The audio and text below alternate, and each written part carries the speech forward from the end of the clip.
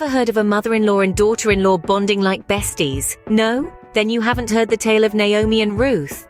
Now, we've all heard of dynamic duos, Batman and Robin, Sherlock and Watson, but none of them hold a candle to the bond between Naomi and Ruth. Picture this. Two women from different generations, bound not by blood, but by love and mutual respect.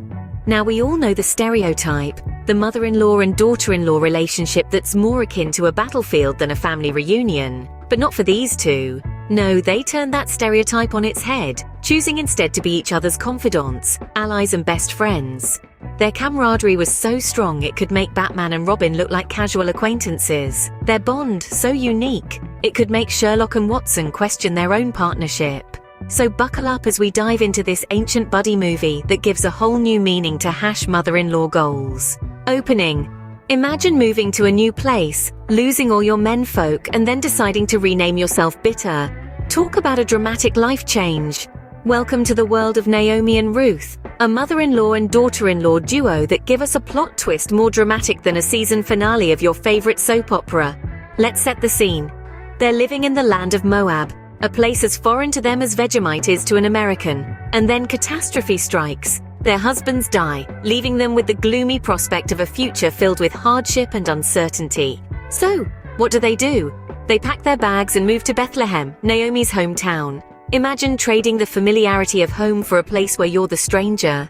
It's like moving from a bustling city to a quiet countryside, a complete 180. And then Naomi, in a move that could rival a Shakespearean tragedy, decides to change her name to Mara, meaning bitter. It's the kind of thing you'd expect from a drama queen, isn't it? She's saying, "Hey world, I'm not just sad, I'm change my name to match my mood sad." But let's not judge her too harshly. After all, she's had a tough time. But here's the twist in the tale. This isn't the end of their story, it's just the beginning. These two women are about to show us that even in the bitterest of times, there's always a way to turn things around. Closing. But don't worry, it's not all doom and gloom. Our heroines are just getting started.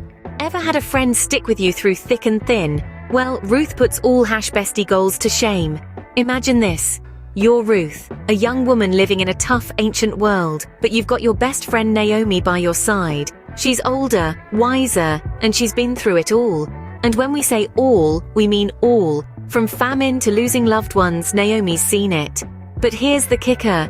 Instead of packing up and heading for greener pastures, Ruth sticks by her. In the face of adversity, Ruth utters a line that has become the stuff of legends. She tells Naomi, "Where you go, I will go." Talk about serious friendship goals, right? It's like willingly sharing the last slice of pizza, even when you're starving. That's the kind of loyalty we're talking about here. But let's not forget Naomi's wisdom. She's the guiding light in this dynamic duo.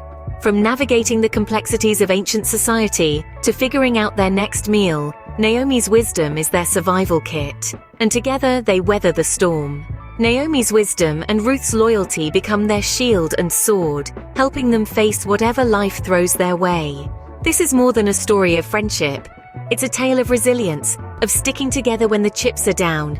It's about the strength of a bond that refuses to break, no matter what. And there you have it, folks. A story of loyalty, resilience, and the power of a strong bond. Remember, when the going gets tough, don't be a Naomi, be a Ruth, or better yet, be both.